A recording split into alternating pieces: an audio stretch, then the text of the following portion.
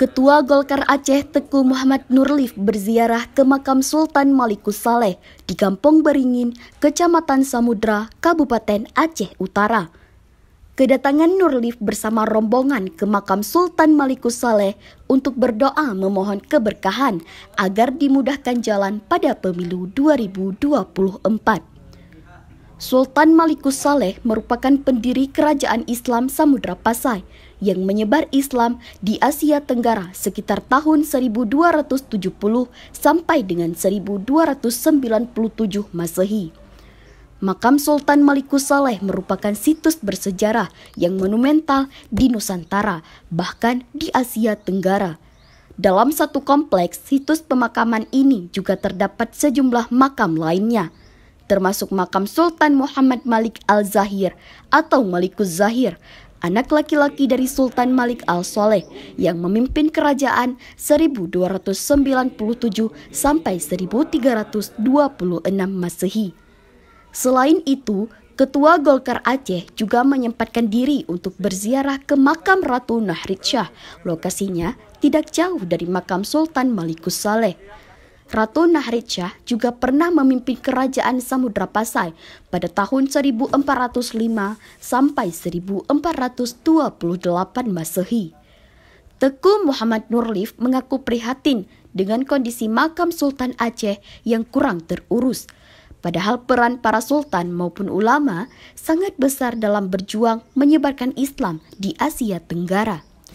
Ia mengatakan untuk pemugaran dan merawat makam Sultan Aceh tidak membutuhkan anggaran besar dibandingkan dengan pembangunan rumah pejabat dan kepentingan lainnya.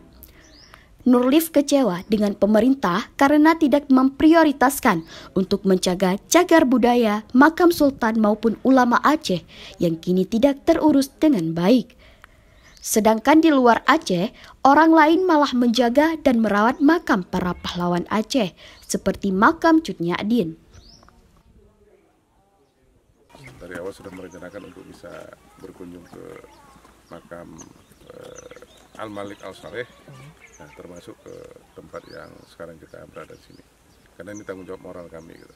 Cuman yang menyedihkan yang menyedihkan pemerintah, khusus pemerintah daerah, kurang punya tanggung jawab untuk merawat tempat-tempat yang bersejarah begini. Padahal kasarnya tanpa almarhum ini mungkin kita berislam tidak seperti sekarang. Yang membawa Islam ke Asia Tenggara ya termasuk ke daerah kan beliau ini. Nah kita lebih menghargai tempat-tempat yang menguntungkan secara bisnis, bukan tempat-tempat yang ini memprihatinkan. Saya tidak melarang, bukan tidak setuju untuk merawat tempat-tempat berdagang, tapi tempat-tempat bersejarah ini untuk kepentingan umat juga penting.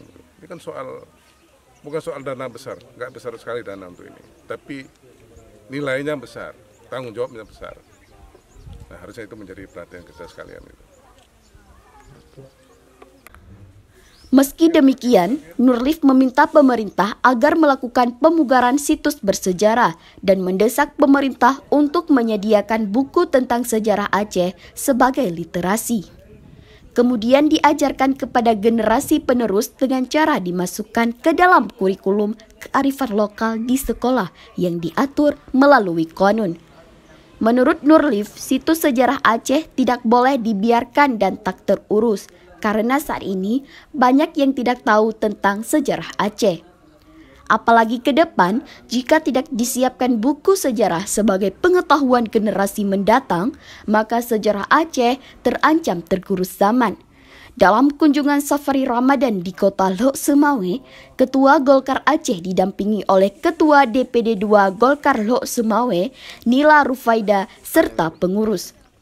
Hadir juga pengurus dari DPD 1 Golkar Aceh, yaitu Korda Dapil 9, Muazzam Syah, dan Wakil Sekretaris Iqbal DJ, sekaligus Sekretaris AMPI Aceh, serta sejumlah pengurus lainnya. Dari Aceh Utara, Rudi Loka melaporkan.